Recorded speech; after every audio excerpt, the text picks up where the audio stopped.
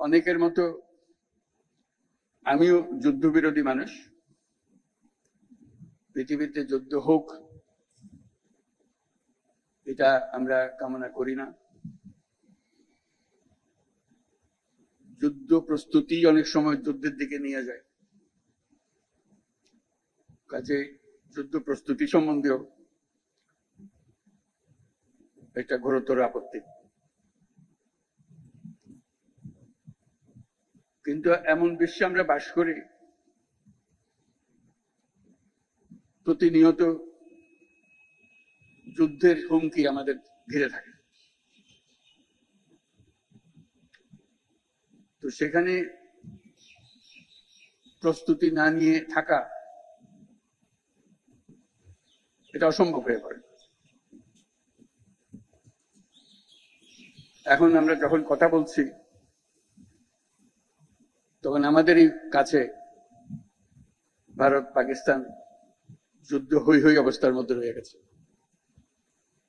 সকালের খবরে দেখলাম, হয়তো গুজব, আজকেই শুরু হয়ে যাবে যুদ্ধ। এরকম পরিস্থিতিতে আমরা বাস করি।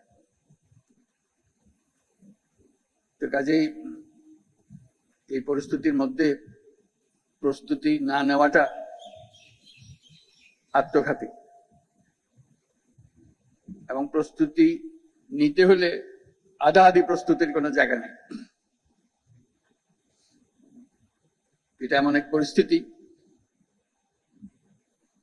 জয়ই তার একমাত্র অপশন। পরাজয় এখানে কোনো অপশন হতে পারে না। কাজে আমাদের যে প্রস্তুতি, সেই প্রস্তুতি কত উচ্চ পর্যায়ে আমরা নিতে পারি সেটার চেষ্টা আমাদের থাকতেই হবে। কিন্তু আজকাল যুদ্ধ এত ব্যয়বহুল একটা ব্যাপার, আর আমাদের অর্থনীতি এমন দুর্বল অবস্থায় আছি।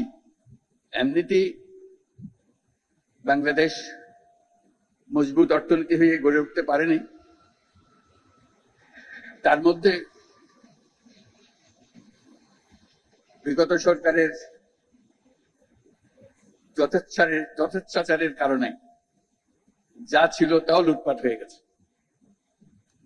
এই পরিস্থিতিতে আমাদের সামগ্রিক স্ট্র্যাটেজি ঠিক করতে হবে। শান্তির দিকে আমাদের হাত বাড়িয়ে রাখতে হবে সবসময়, কিন্তু প্রস্তুতিতেও থাকতে হবে। এই পরিস্থিতিতে আপনাদের সঙ্গে দেখা করে, আপনাদের আজকের মহড়াগুলো দেখে খুবই ভালো লাগলো। এগুলো আমরা সিনেমাতে দেখি, বাস্তবে দেখার খুব একটা সুযোগ হয় না। আজকে আপনাদের কারণে সেটা বাস্তবে দেখলাম।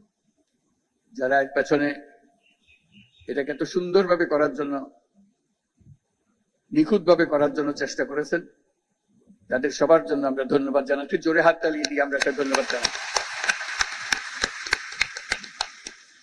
এতে আমাদের সাহস বাড়ে, শুধু যুদ্ধের সাহস না, এটা তো সাহস বটেই, যে আমাদেরই ছেলে মেয়েরা এরকম দুর্দান্ত ভাবে প্রস্তুতি নিতে পারে, কঠিন সমস্যার মোকাবেলা করতে পারে, এটা দেখে বুক ভরে যায়।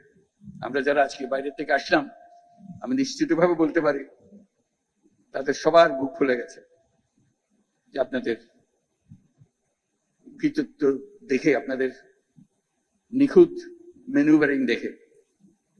কাজে সেই অনুভূতিটা আপনাদেরকে জানিয়ে গেলাম।